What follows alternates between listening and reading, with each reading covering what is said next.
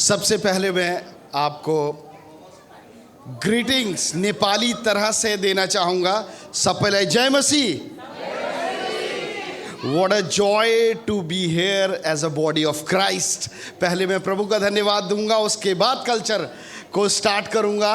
नेपाल सुविख्यात एक देश है जिससे हमारे भारत के अंदर आप प्रथम सेना को देखते हैं, GR रेजिमेंट।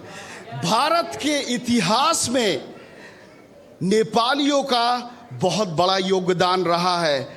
नेपाली आर्मी से लेकर नेपाल कभी अपने आप को किसी के हाथ में नहीं दिया, लेकिन उसने बहुतों को दूसरे के हाथ में देने से बचा लिया। नेपाल की जो देश की जो उनके आर्मी की ताकत है, सिंगापुर, यूके, भारत, ऐसे ऐसे महान देशों में उन्हें प्रथम स्थान दिया जाता है सेना में, ताकि वो उन ताकत को जो खुकरी की है, मैं चाहूंगा कि खुकरी को निकालें और एक बार दिखाएं। ये जो खुकरी की ताकत है, सेकेंड वर्ल्ड वॉर में इस खुकरी की वजह से कितने जो युद्ध है वो जीते गए। और इसका एक महत्व क्या है, ये नेपालियों की आन बान और शान है। और सबसे बड़ी बात, इसको रखने के लिए आपको लाइसेंस की जरूरत नहीं है। ये एक ऐसा हथियार है जो गले में कट जाए तो दोबारा आप स्टिच नहीं लगा सकते उस पे, और बहुत खतरनाक हथियार है। और इसीलिए हम सिर्फ एक सामान्य लोग ही नहीं, जब नेपाली लोग निकलते हैं तो लोग बोलती है सेना निकल रही है, सिर्फ लोग नहीं निकल रहे हैं। तो मैं धन्यवाद देना चाहता हूं। मैं भारत के उन राज्यों को याद करना चाहूंगा, सिक्किम है, हिमाचल है, जो लगभग पहाड़ों की वादियों से एक दूसरे को जोड़ते हैं और इस बात का एहसास दिलाते हैं कि पहाड़ियों की रानी चाहे मसूरी हो, चाहे नेपाल का सर्वोत्तम ऊंचा हिमालय पर्वत हो, ये एक बात को दर्शाता है कि हम एक साथ चलते रहेंगे वतन को लेके। और मैं इस बात का धन्यवाद देना चाहता हूं मेरे नेपाल देश के लिए और लोगों के लिए कि यहाँ की जो सबसे उत्तम बात है वो है कि एक दूसरे का आदर करना। वो हर कल्चर में है, बट मैं एक बात कहूंगा, मैं नेपाल गया मिनिस्ट्री के लिए, मेरे साथ एक आर्मी ऑफिसर था, मुझे पता नहीं चला 6 दिन तक वो मेरी सेवा करते रहे, मेरे शूज उठाते रहे, मेरे बैग उठाते रहे पहाड़ों पे। और जब मुझे पता चला कुछ समय बाद कि जो मेरा जूता उठा रहा है, जो मेरे कपड़े धो रहा है, जो मेरे साथ चल रहा है, वो जनरल आर्मी के टॉप पोस्ट के आदमी, जनरल साहब, वो मेरा शूज और मेरी चीजें उठा रहे थे। और ये बात को देख के मेरा दिल भर गया। ये है नेपाल और उनकी मान्यता।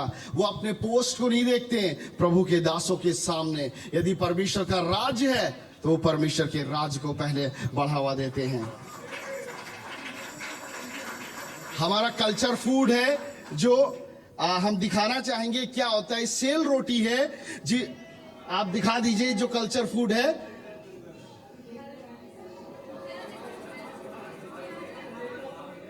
ये है सेल रोटी। और अभी आप इसका आनंद लेंगे कुछ देर के बाद। जब ये बनाई जाती है तो इसको चावल को पीस के फुलाया जाता है, उसमें ड्राई फ्रूट्स डालते हैं, घी डालते हैं, तमाम ऐसी बातें डाल के इसको रखा जाता है और फिर दूसरे दिन बनाया जाता है। तो मैं इस बात को भी एक्सप्लेन करना चाहता हूँ। और मैं सोचता हूँ बाकी की चीज़ें अब हम पीपीटी में देखेंगे, डिस्प्ले में। नेपाल। आज हम आपको ले चलेंगे दक्षिणी एशिया के एक अद्भुत देश नेपाल की ओर। भारत और चीन जैसे 2 विशाल देशों के बीच बसा नेपाल एक स्थल रुद्र देश है, लेकिन इसकी सुंदरता, संस्कृति और रहस्य किसी से छुपी नहीं है। नेपाल में दुनिया की 10 में से 8 सबसे ऊंची पर्वत चोटियाँ स्थित हैं, जिनमें सबसे ऊंचा है माउंट एवरेस्ट, जिसे नेपाली में सगरमाथा कहा जाता है। हर साल हजारों लोग इसकी ओर आकर्षित होते हैं कुछ इसे देखने तो कुछ इसे फतेह करने। बर्फ से ढकी चोटियों से लेकर हरे भरे जंगलों तक नेपाल की प्रकृति विविधताओं से भरपूर है। चितवन और बर्दिया जैसे राष्ट्रीय उद्यानों में आप बंगाल टाइगर, एक सींग वाला गैंडा और सैकड़ों पक्षियों की प्रजातियां देख सकते हैं। नेपाल एक गहराई से आध्यात्मिक देश है। ये गौतम बुद्ध की जन्मभूमि है। पवित्र स्थल लुम्बिनी में है। काठमांडू नेपाल की राजधानी एक जीवन शहर है जहां परंपरा और आधुनिकता का अद्भुत संगम देखने को मिलता है। दरबार स्क्वायर, लोक बाजार और मंदिरों की घंटियां इस शहर की आत्मा है। नेपाली भोजन सरल लेकिन स्वाद से भरपूर होता है, चाहे वो मोमो हो या दाल भात या ढींढो। हर व्यंजन में संस्कृति की झलक मिलती है। नेपाल 100 से अधिक जातीय समूह का घर है, जिनमें से प्रत्येक की अपनी विशिष्ट भाषा, परिधान और परंपरा है। क्षेत्रीय, ब्राह्मण, मगर, थारू, तामाङ, नेवार, राय, गुरुङ, शेर्पा, लिम्बू आदि प्रमुख समुदाय हैं। ये सभी समुदाय मिलकर नेपाल को संस्कृतियों का एक संजीव संगम बनाते हैं। नेपाल की असली सुंदरता इसके लोगों में बसती है। 100 से अधिक जातीय समुदायों और भाषा के बावजूद नेपालवासी अपनी मिलनसारिता, मेहनत और मुस्कान के लिए जाने जाते हैं। जब भी बहादुरी और निडरता की बात होती है, एक नाम हमेशा सामने आता है, नेपाल के गोरखा।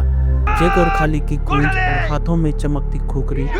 गोरखा योद्धा सिर्फ सैनिक नहीं, सम्मान और साहस के प्रतीक है।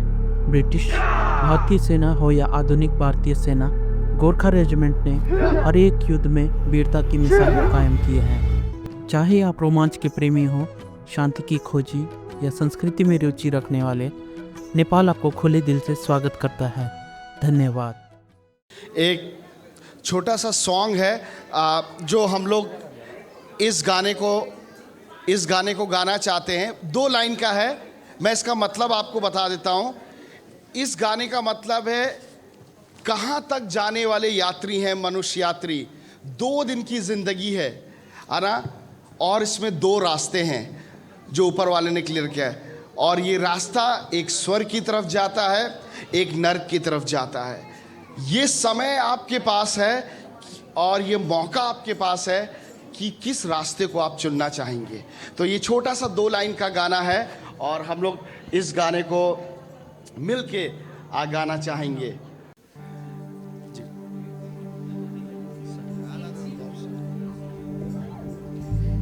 कहाँ समझाने यात्री हो, मुक्ति को बाटो खोजेर। लुहाइता कहाँसम्म जाने यात्री हो, मुक्तिको बाटो खोजेर। दुई बाटो बनिएको छ,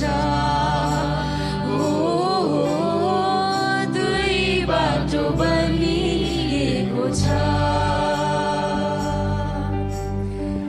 एउटा बाटो फराकिलो छ, बालमसम्म पुग्ने। अर्को बाटो यस्तो पनि छ, ख्रिस्ट येशूसम्म